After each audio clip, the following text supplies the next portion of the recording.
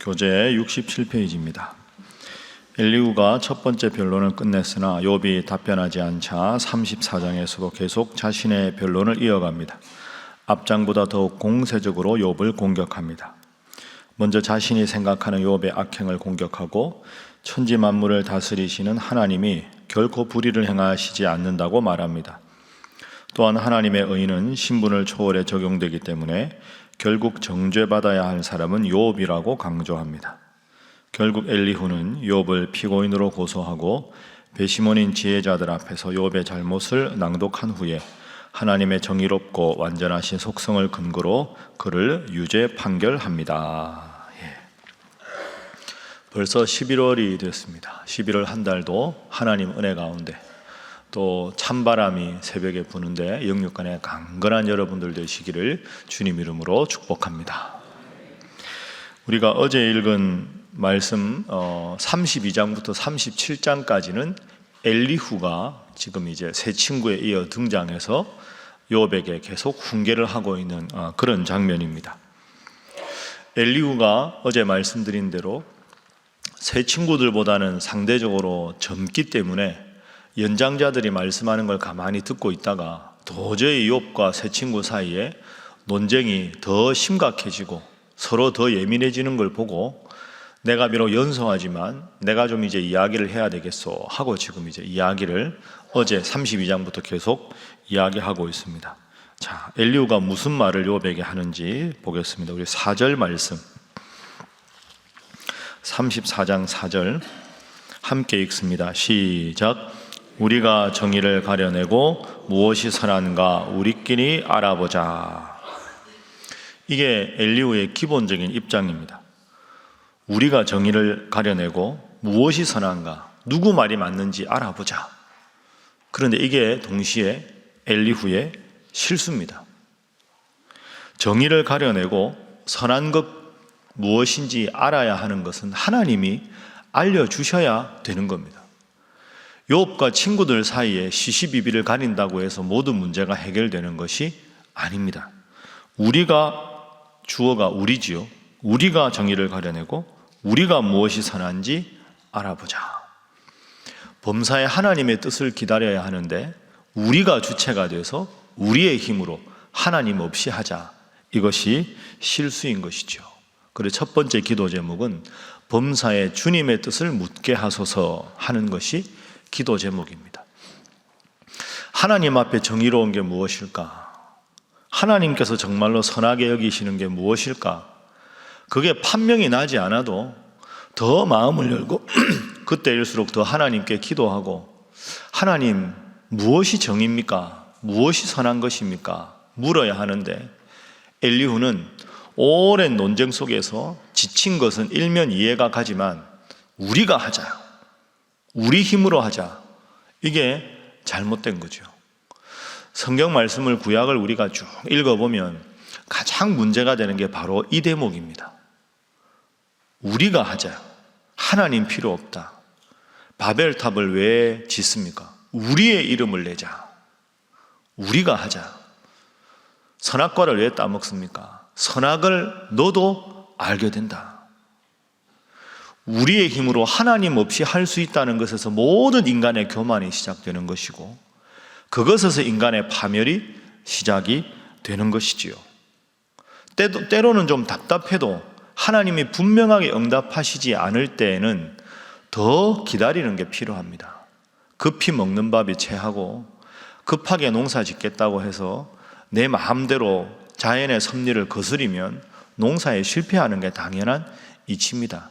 나의 때와 하나님의 때가 달라도 하나님이 말씀해 주시는 걸 분명히 듣고 그 응답에 따라서 행동해야 실수가 없는데 엘리후에 하는 이런 말이 우리들의 모습과 비슷합니다.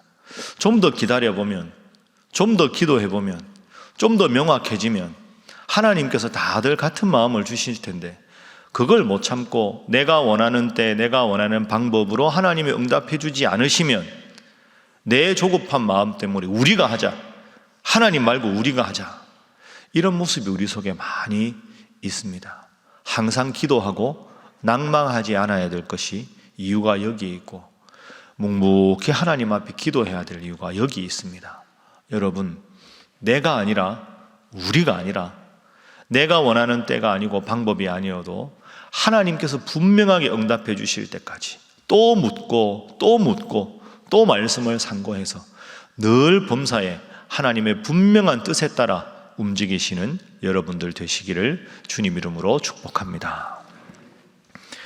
자, 두 번째 기도 제목은 상대방의 말을 잘 경청하게 하소서 하는 것입니다. 상대방의 말을 정확하게 바르게 잘 경청하는 게 필요합니다. 5절 말씀입니다. 5절. 자, 4절이 엘리후가 우리가 해보자 한 다음에 이렇게 말합니다. 5절 함께 읽습니다. 시작. 욥이 말하기를 내가 의로우나 하나님이 내 의를 부인하셨고. 이건 욥이 실제로 이렇게 말했다는 게 아니고 엘리후가 지금 이제 나름대로 중재한다고 하면서 욥이 이렇게 말하지 않았느냐 하고 욥의 말을 나름대로 해석해서 소화해서 하는 말입니다. 욥이 내가 의로우나 하나님이 내 의를 부인하셨다. 욥은 내가 하나님 앞에 잘못한 게 없는데 왜 이렇게 내가 크고 모진 고통을 당하나 이렇게 한탄한 적은 있지만 하나님이 내 의를 부인하셨다 이런 말을 명시적으로 한 일은 없습니다.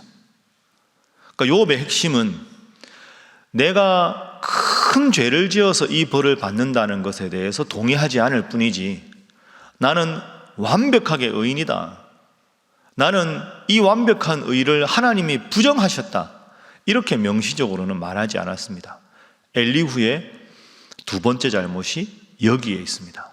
엘리후는 욥의 입장을 충분히 공감하고 경청하지 않은 거죠. 욥의 전체 맥락을 보고 전후 맥락 딱 보고 당신 결론은 이거잖아. 당신이 잘못된 거야.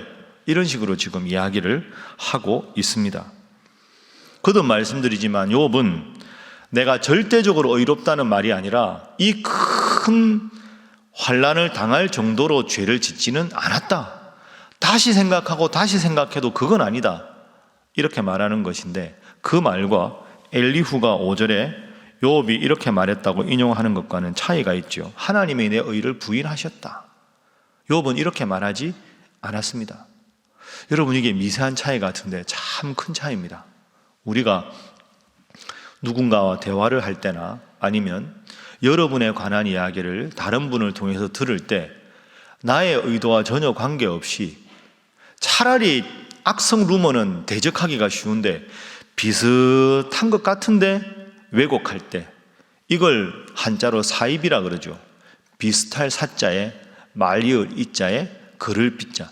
비슷한 것 같은데 전혀 그런 뜻이 아닐 때 이게 더 어렵습니다. 차라리 나쁜 말은 누가 봐도 나쁜 말인데 내가 한 말인 것 같은데 결코 내 의도와 관계없이 잘못 해석해서 미리 판단하고 미리 예단하고 미리 정죄해서 그러므로 당신이 나쁘다. 이런 식으로 지금 되는 상황이 되는 거죠. 넘겨짚는 것, 진실을 바로 파악하지 못해서 일어나는 문제가 여러분 얼마나 많습니까? 잘 한번 보십시오. 직접 만나서 이야기해 보면 충분히 이해가 되고 그렇구나 이렇게 생각하는데 이렇게 있다 보면 저분이 저렇게 생각한답니다. 저 사람이 저렇게 말을 했답니다. 들어보면 그게 아닌데 어떻게 오해를 해도 저렇게 단단히 할 수 있을까? 그러다 보면 마음을 닫게 되고 관계가 별 문제 없는 것 같은데 서먹서먹하게 되고 그게 한 번, 두 번 쌓이다 보면 마음이 멀어지게 되고 좋은 관계가 나빠지게 되고 그런 일이 얼마나 많이 있습니까? 가까운 가족들끼리도 그런 일이 있죠. 마음이 좀 불편해서 가도 이야기를 한번 들어보자 하고 들어보면 아무 문제가 아닌데 괜히 그걸로 넘겨짚고 과거에 했던 말, 그죠? 그때 그 표정 이거 막 끄집어내서 자기한테 딱 틀을 만들어서 이런 마음으로 했을 거야 이렇게 생각하고 괜히 퉁명스럽게 말하고 그러다 보면 오해가 생기고 가까운 사람들일수록 그런 문제가 있습니다. 엘리후는 중재를 하려고 노력했지만 욥의 그 아픔과 고통을 제대로 헤아리지 못했다 하는 것이죠. 제가 여러분들에게 대화의 3가지 원칙 늘 자주 일러드렸습니다. 다른 사람들과 대화할 때 여러분이 혹시 오해를 받을 때나 다른 사람을 오해할 수 있으니 세 가지. 직접 이야기하십시오. 솔직하게 이야기하십시오. 부드럽게 이야기하십시오. 다른 사람 통해서 들은 걸로 예단하지 말고 직접 서로 솔직하게 자기가 힘든 점이 뭔지, 어떤 점이 궁금한지 솔직하게 이야기를. 세 번째 중요하죠. 부드럽게 이야기하라는 말은 기도하고 대화하라 하는 뜻이죠. 직접 솔직하게 하다 보면 상처가 될 수 있거든요. 주님 앞에 간절히 기도하고 하나님께서 평안한 마음을 주셔서 직접 이야기하고 솔직히 이야기하되 모든 오해가 다 불식될 수 있도록 기도하고 부드럽게 이야기하는 게 필요하다. 그렇게 대화하다 보면 아무 문제가 아닌데 때로는 왜곡하고 억측을 해서 문제가 됩니다. 여러분 꼭 이것도 생각하시고 항상 하나님 앞에서 나의 언행심사가 첫 번째 말씀드린 대로 내가 판단하고 내가 정죄하기보다 하나님께서 분명히 알려주실 때까지 기다리고, 또 내가 직접 듣고 본 것이 아니면 괜히 그런 말 옮겨서 관계가 나빠지는 일이 없도록 늘 언행심사가 하나님 뜻에 맞는 여러분들 되시기를 주님 이름으로 부탁합니다. 마지막 세 번째 기도 제목은 하나님의 절대 주권을 인정하게 하소서 하는 것입니다. 하나님께서 이 모든 것을 다스리신다 하는 절대 주권을 인정하는 것, 그게 참 중요합니다. 자, 13절부터 15절까지 말씀. 자, 13절부터 15절 함께 읽습니다. 시작. 누가 땅을 그에게 맡겼느냐? 누가 온 세상을 그에게 맡겼느냐? 그가 만일 뜻을 정하시고 그의 영과 목숨을 거두실진대 모든 육체가 다 함께 죽으며 사람은 흙으로 돌아가리라. 아멘. 누가 땅을 그에게 맡겼고 누가 온 세상을 그에게 맡겼느냐? 그가 뜻을 정하시고 그가 모든 것을 다 관장하신다. 하나님이 그렇게 하신다는 거죠. 그렇게 보면 4절이 정말 잘못된 거 아닙니까? 하나님이 다 주장하시는데 왜 우리가 시시비비를 가리자? 엘리후의 말이 지금 앞뒤가 맞지가 않는 거죠. 여러분, 이게 쉽지 않습니다. 내 생각이 먼저 불쑥 나오기도 하고요, 욱하는 내 감정이 먼저 나오기도 합니다. 그러나 하나님께서 분명하게 보여주실 때까지, 하나님이 나를 사랑하셔서 나를 태어나게 하시고 지금도 내 인생의 주인이시면 내가 가장 필요하고 내가 가장 원할 때 하나님께서 하나님의 때에 맞게 응답해 주시지 않겠습니까?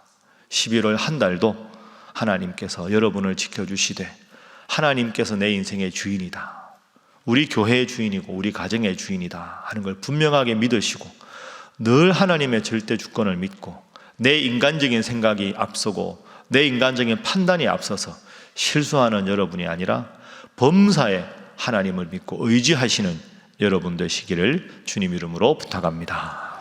기도하겠습니다.